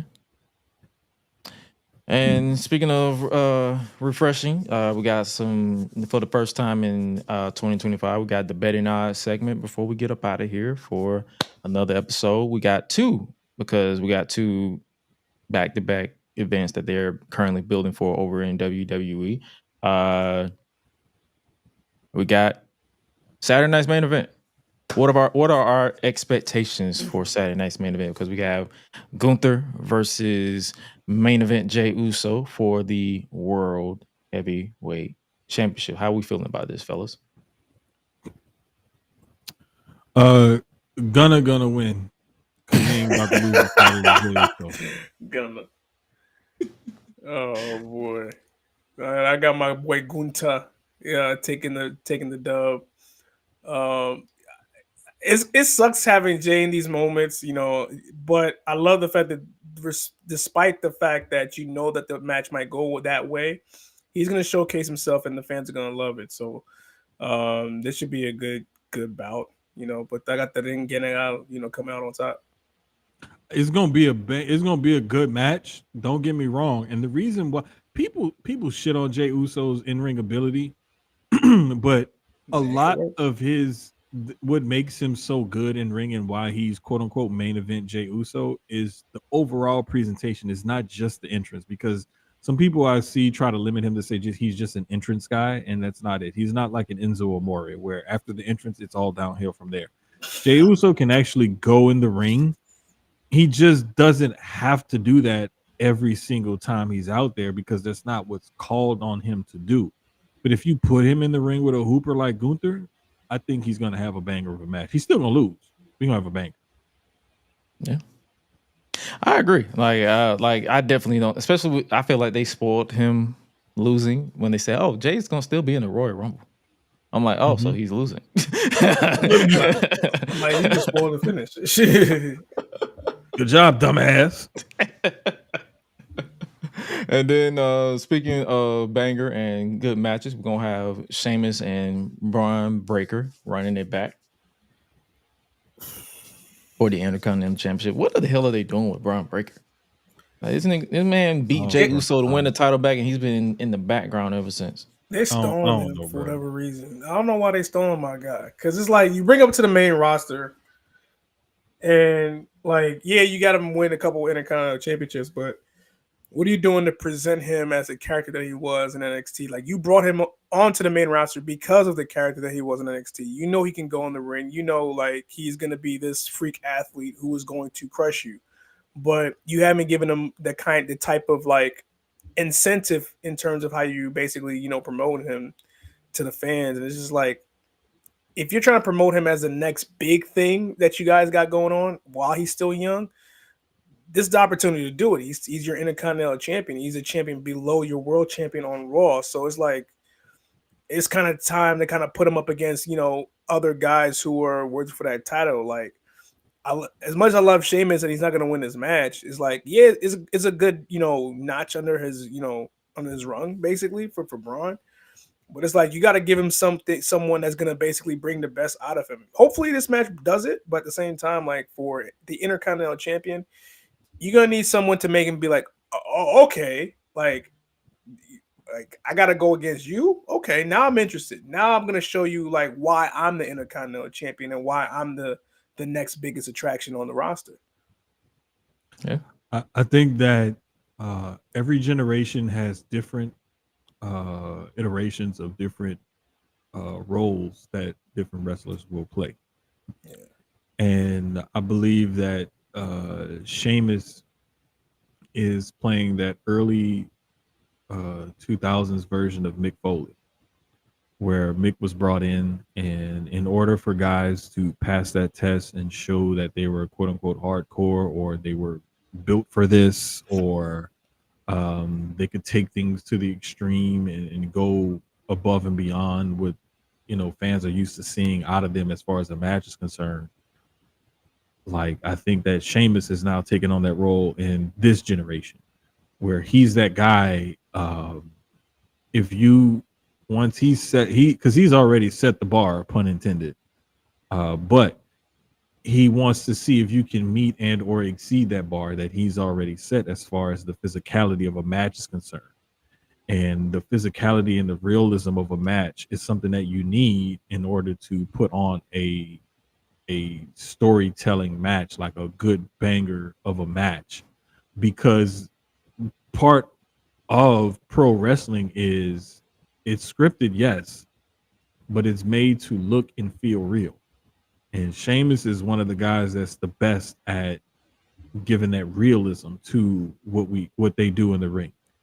And I think that they're going to use this match and or run of matches between the two of them to establish Braun as somebody who, yes, he has the highlights and this and that, but he can also be physical and maybe take a beating and then come back and overcome that and win a match. And I think that they're going to use Sheamus to kind of show that part of his development. Yeah. Feel that. Well said. Well said. Last little bit of betting odds we got before we get some, because I'm looking at the chat. We got a couple of more notes that we're going to talk about too before we get up out of here. Royal Rumble. How are we feeling about the Royal Rumble stacked up this far? Because the men's Rumble is stacked, pun intended. You got quite a solid field. You have John Cena, Roman Reigns, LA Knight, main event Jey Uso. He's definitely losing next Saturday. CM Punk, Seth freaking Rollins, and Drew McIntyre. So I'm loving it. I love that they are declaring for the Royal Rumble a big thing again. Yeah. I don't know. love I that. was kind of, I had a mixed feeling. Like, I know people who are former world champions or who are like the main attractions declare, but do you think we're going to see the qualifying matches again? Or you think they're just going to go 100% declare? I wouldn't mind seeing a few qualifying matches. And I also wouldn't mind seeing them have some stories come out of those qualifying matches like they've done in the past as well. So those are just ways to pop the mid card a little bit, is when you have those qualifying matches and whatnot, and then you have stories coming out of those qualifying matches. And I know back in the day, like, they've even had some outside interference for guys who lost out on qualifying matches to cost guys their spot in the Rumble and stuff like that.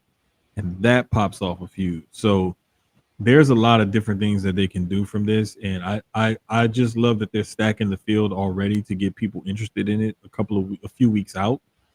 So people are going to want to watch and tune in, because there's already 5, 6, 7 guys that you believe could actually win this Royal Rumble and main event one of those nights of WrestleMania, or be in the top world title match at Mania.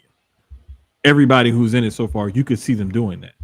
So they're starting it off the right way by drawing everybody in. Yeah. So who do we see? Who do we see whooping Roman's ass when he get to the ring?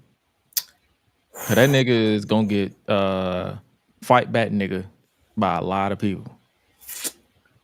Jacob? I'm don't know. wondering, how do they even bring him in? Number one, because Roman's that long ass entrance. Bruh, he gotta be. I would love to see Roman come in at like 17. And it takes him until like entrance 19 comes out before he finishes his entrance. Fireworks. With all the fireworks. So that means it counts down while his music is still playing and somebody else running right by him. So his music is still playing the entire time, and somebody else is running right by him. And then by the time he gets to the apron and stands up there, they was like, "Well, Roman, entrance number 19. Bruh. Are you in there yet?"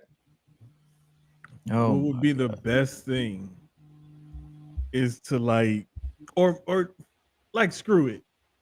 Do like 17, 18, and 19. It'd be Roman, Jimmy, and Sammy or something. Like, just bring them all out at the same time and have that whole 4 or 6 minutes to just take up that whole part right there. I don't know. Do something with Roman's entrance and entering the Rumble.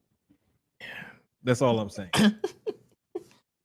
Oh man, this is god. I feel like this is gonna be up there with 2020 Rumble, with like just the peak of entertainment. How we feeling about the Cody versus KO build so far? I ain't gonna front. I want Cody to lose at the Rumble. like, listen, man. Listen, KO. Ever since Saturday night's main event, the way he just took the Wing Eagle title and just walked away from it, I'm just like, listen, man. Cody may be the WWE Universal Champion, or whatever, but Kevin Owens is the goddamn World Wrestling Federation Champion, goddamn it, and he should be treated with respect. The fact that he has to defend his World Wrestling Federation Championship in a ladder match against Cody Rhodes is just asinine, bro. Like, he doesn't have to defend his title at the Royal Rumble against somebody because, you know, Cody thinks he's been in the right in terms of how he got to the top. Kevin's been right every angle up to this point, man. He's been right. Just the only thing that they messed up was him helping Solo. Yeah. That one, well, here's the thing. They explained that when he and Solo, I believe, well, I want to say he had an issue with Solo, but he told Solo, you were the only one to stand up to Roman. Yeah. Or was that Drew McIntyre? Or, I can't remember. That was Drew. That was Drew. Okay, that was Drew. But you could visualize KO being along those same lines. Because he's like, you know what? You tried to take him down, but you were also part of the problem. So I'm not going to have as big of a problem with you. So basically a lesser of two evils. Right. I'm hurting Roman by helping you. I don't like either one of y'all because you were part of his thing. But if me helping you hurts him, I'm going to help him. Pretty much. The enemy of your enemy is your friend. Yeah. I get that. So, because I know I saw a lot of people saying he's the hypocrite now. I'm like, not necessarily. Not really.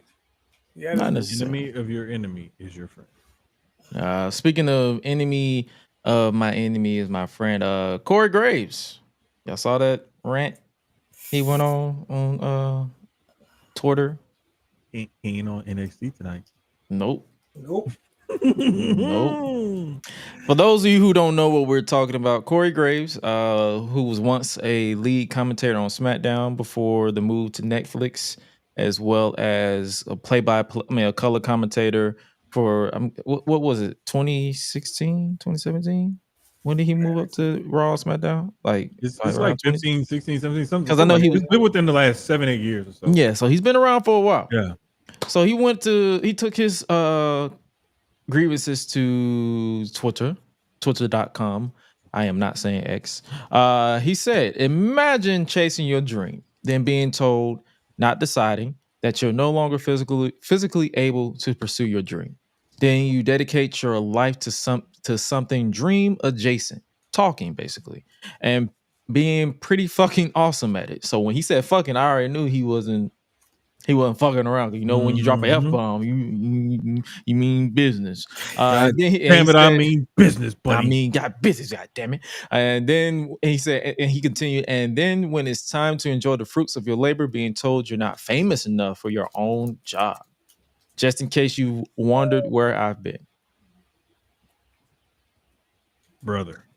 So I'm pretty sure that was a dig at Pat McAfee being placed on Raw. Brother. Good brother. It's like a tweet that I put out earlier where people were like, oh, is this a work? Is this a work? No. His own brother said not a work. Bruh, if you just think back, that's a whole shoot because everything he said has truth to it. But then you look at the moves that they were making And not only McAfee being welcomed back with open arms when he decides to dip for college football, but also the fact that they brought in Joe Tessitore. Yep. And so the McAfee thing, the Tessitore thing, and then him being shifted around. Also, him being cleared to wrestle a year or so ago, at least I think it's been within the last year or so, maybe more. I can't remember, but he's been cleared to wrestle. And Yeah, I think has it was not. 2022 actually. Like around. It's. I know it's been at least a year. I know at least a year, maybe more. So if it's been 2022, we're 2 years going on 3 years that he's been cleared, and he has not had a match. And not only has he been cleared and has not had a match, he's also been getting jerked around on commentary. Because he went from Raw to SmackDown and now NXT within the span of what, a year? And it's like he's. It's not that he's bad at his job.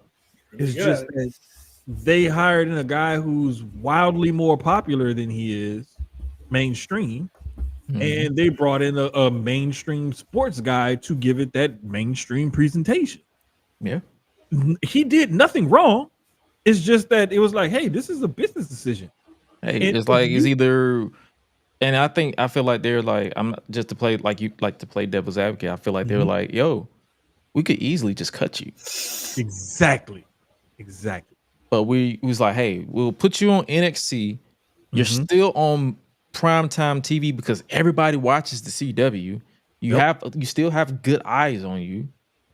You just You're on gotta network television now. You're on network television, so it's like all you got to do is just find your groove within with Pat and Booker, not Pat, Vic and Booker, and then do your thing. But Yeah. yeah, And I love Corey Graves on commentary, man, because he can play either the heel, the straight guy, or the baby face very, very well. And he knows how to play off the play-by-play guy and give his color commentary and provide that extra little oomph to the broadcast. It's just, bruh, like you're basically a slot receiver who your team found a big body receiver and a burner to play on the outside. And now you're no longer asked to play on the outside, the more premium position to get you paid. You're now asked to play the slot where you're not going to get ass paid on your next contract. It sucks. That's just the way it is. Like, that's just life. And if you ask everyday people on their everyday jobs, I'm more than sure that we can all come up with scenarios where we've been screwed over for a promotion or a raise or something in favor of somebody else who may not be as good or qualified. and It I happens part time for it. Everybody, bro. This is life. And yes, he has the right to be upset. It's just that his job and him getting jerked around and everything is more public. That's the only reason why we know about it. So this isn't something that's not. This isn't something that's new or exclusive to the wrestling industry. It happens every day.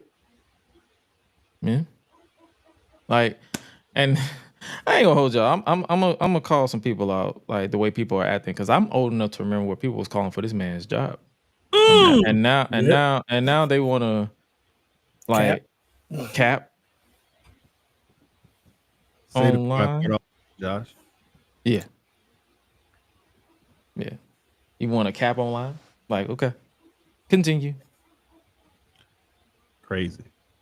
So, hey, whatever they do with going forward, because he's not on NXT. Is Vic and Booker, and Shanti just got a kiss from Carmen, so he finally got the milk. Oh yes, he sure did. So I'm not about to, like, we're not gonna harp on this too long, but it's just like whatever they got going forward with Corey, hopefully they figure out a spot for him, or they just do what they got to do. It's a business. do what they got to do, because he's obviously not happy. I really don't want to see him in AEW. Hell no. Because I have a feeling like it won't go. Like I'm kind of down on them right now, and I know they're about to pick it back up because I was talking with Keeks about this and some other people online earlier. Like, it's just they're in a lull right now, and WrestleMania season is about to ramp it up, so that's gonna make everybody ramp their shit up. And then when WrestleMania is doing their post WrestleMania tour, AEW is going to start to ramp it up because they're trying to ramp up to All In. So like right now is peak season. From January, I say through to like August or so is like peak season for wrestling fans. If you're a fan of everything, because there's so much good wrestling happening in this period, in this time of the year. And if you're a fan of everything and you truly like everything and you like a little bit of this, a little bit of that, a little bit of the, you need 2 or 3 plates to fit a little bit of everything from the buffet on your tray. You'll love this time of year in wrestling. Yeah, for sure. So it's like it's more so like that's a nice little closing segue too. It's like, what is everybody's obsession with like watching what they know they're not gonna like? The reason why I say this because I knew for a fact, I looked at the card for AEW Collision last week. I went to sleep. I just said, I'm good. And I just went straight to sleep because I'm not about to force myself to watch something that I know for a fact that I'm not going to enjoy. Jericho and Dax in the main event. Edge and Big Bill. I'm gonna put it to you like this: like there's certain times when I don't mind keeping up with stuff online because it wasn't worth me wasting the hour and a half, 2 hours, 3 hours, or whatever. Like there's even been some NXTs, Raws, and SmackDowns and whatnot that I've been like, I ain't watching that back because I see what happened online. Like, cool, I can miss that episode. I don't have to go back and rewatch and it felt like I missed anything. And that happens sometimes with wrestling. It just won't be interesting from every week and every episode of every show won't be interesting. It is what it is. And I feel like it happens all the time. Like there's like if you do retro, like in my field, retrospectives. If I sit, there's going to be times where I sit through certain episodes. Like if I want to go back and watch 2000 of SmackDown, I know for a fact that a lot of it's going to be pure ass. Yeah. Same 2004, 2005 SmackDown. Outside of certain people, I already know it's going to be I'm just going to be hitting that 10 button, that plus 10, like skip. Yep. That's everywhere across the board. Like one thing I hate is people who are unanimously positive about wrestling because there's no way you like everything. But then there could be a way that you like everything. I can't tell you how to like everything, but there's no way you shouldn't combat me by saying, "Oh, I enjoyed it. Kudos." But the beauty behind me saying I'm speaking singular, my brothers and sisters. Exactly. This is, you know what? I keep saying, I've been saying it for the last couple of months, and I've had this idea on the table to write some stuff for shout out to the homies at Black Wrestling. They give me a platform to get my writing off. But I got something on the stove about this whole topic. And I'm gonna go ahead and get that taken care of. Like I got started on it and then I've been reworking it and deleting it. Just like I just don't be feeling it sometimes, man. I'm like, I don't even like the way this started, so I delete the whole thing. Or like I get 4 paragraphs in, I'm like, I don't like the way this is going, delete the whole thing. And like I'm gonna get it right, but it's like once I start and I know I got a good flow, then I could go through it. But I'm sorry, but when I write, it's almost like how you hear some rappers go into the booth and they just freestyle. That's how it is when I write. Like my writing process, I just open up the laptop, whatever it is in front of me, and I just start typing, and it comes off the top of the dome, and it's structured, and it makes sense, and it's good, and it's gotten me paid. I've read a lot of his stuff, and not because he's my brother. I'm not just hyping him up because he's my homie. He's a good ass writer. So But That's why I always send him my articles so he can proofread it before I oh, release man, it. here we go. Like, Y'all pulling back the curtain Nah, too it's much. true. Too much. It's this ain't true. on Like, it's true. Like, yo, like when I got back to doing writing and stuff like that for the hit list, I was like, yo, let me pick Jermaine's brain real quick and see, like, yo, man, it's this and the third. It's like riding a bike, and I'm with you. Like when you trying to write, especially when you're a writer and creative shit goes in your mind all the goddamn time.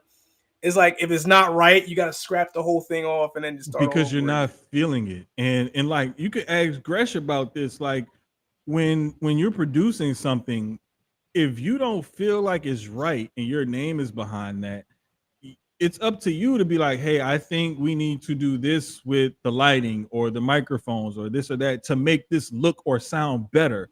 Like, because that's your name, that's your profession, that's what you do. And as a writer, it's our job to evoke emotions and thoughts and conversations out of our audience. And I feel as though if I'm not giving you the quality enough content to do that, then why am I even doing it? It's similar to a wrestler. If you're not in this business to be the guy, why are you here? And so that's how I feel about it. And this whole thing with this tribalism and the hate watching and the hate tweeting and all of that kind of stuff, like it's really gotten under my skin to the point where I'm like, no, like this has to get out and it has to be said. And we gotta like address this issue head on.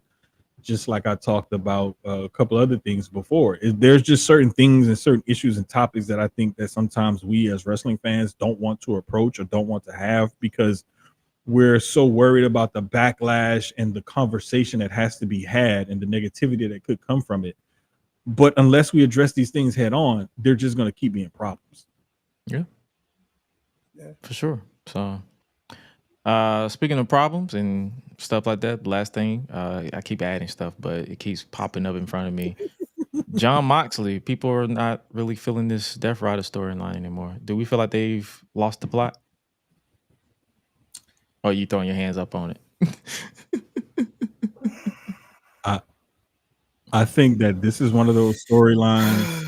This is AEW's Wyatt 6, but they keep pushing it. It's something that needs to jump the shark, but they keep pushing it out there. It's still redeemable, but they have to do it right. And I'm afraid that they're getting to a point where if they don't turn this around fast enough, people are going to really start to shit on it, and they're not going to be able to save it. I don't think that they're there yet. I just think that they're getting to that point where it's like, okay, we need some sort of payoff or something big to come of this, or else this is worthless. Yeah. I agree, because it's like I was one of the people who hyped it up from the beginning with the Bryan Danielson murder, the post Dynamite promo, the build, the anticipation, and then it's just like nothing makes sense anymore. And then they're still putting Wheeler Yuta in my face. So it's a lot of problems where I'm just like, okay, we need to fucking pivot. But at the same time, I'm not going to be one of those guys who like hate watch it without fair constructive criticism. Like I can not like the direction where they're going, but I'm not going to make it my mission to just say, this is shit, this is shit, this is shit. We need to make this better. You need to make this better, or it's like I'm going to, because once I throw, like I've said it on this show, I've said it on Enemies, I've said it on everybody's show that I've been a guest on. Once I do this, once my hands are in the air, I'm not even going to talk about it. Why do you think I don't talk about Chris Jericho anymore? I threw my hands up on this nigga. Like exactly. I threw my hands up on this nigga. I'm not about. He's talking about the motherfucker on AEW that's shaped like an air fryer. Exactly. and niggas in that built like nigga built like a baby mama.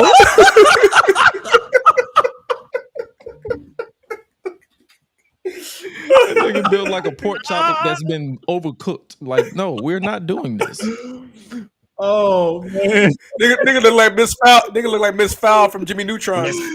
Yeah, he built like a gas station lunch plate. Quick Trip.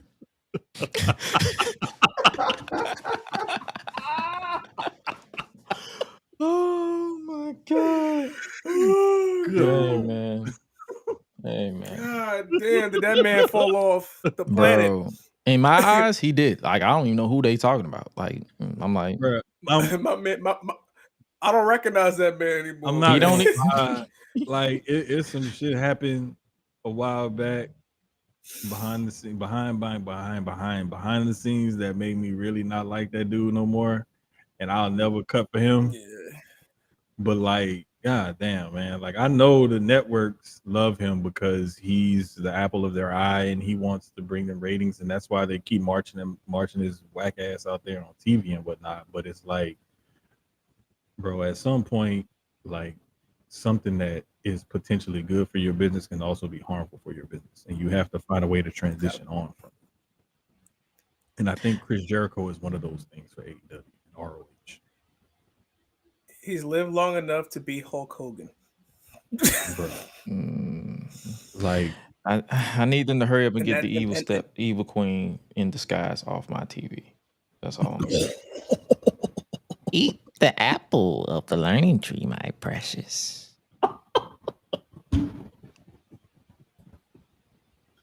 Hey man, I ain't got nothing else to say on this subject after that. When he said the evil queen look alike. I'm like, Let's wrap this up. Let's take us home. Like, where can they follow y'all on social media if they're not looking at audio in video form? just look at Jermaine, at Susio Sports. Jermaine. You can look up the whole network if you look on Apple, Spotify, Google Podcasts. Just look up CDB Multimedia and you'll see all of our podcasts right there. Yeah. You can find us on the Backstage Brawl on Facebook, YouTube, Twitch, and where the Instagram. fuck else we at? Spotify, Instagram, Instagram as well. On Twitter, backstage_brawl. We're also on Blue Sky as well. You can find me personally at _ his name is King on IG, and I got a bunch of underscores on Twitter. My tagline is Raymond Reddington from the Blacklist, so that's the best way I can find me. And that's Yes, pretty much sir. it. And for sure, you already know where you can follow us. But we hope you guys enjoyed another installment of the Gresh Unleashed podcast. We are on the road to the Royal Rumble. I guess we could say, speaking of the Royal Rumble, some of the crew will be at Raw on the go home, because the 27th will be on that Monday. So we will be in the building on there. So if you guys run into us, make sure you catch up with the crew. It'll be me, my sister, and our boy DJ. But nevertheless, tap in with us if you run into us. We are not assholes. You can literally, if you see us and you recognize us, like, hey, what's up? I'm like, yo, what's up with you? Just don't have a cold, because I will back up because I know the weather changes. But other than that, hopefully you guys enjoy another installment of the Gresh Unleashed podcast, and we will see you guys next Tuesday, same time, same place, same chaos. And as always and forever, make sure you guys stay safe out here in these streets, and remember to always eat, sleep, flex, and repeat. We out, y'all.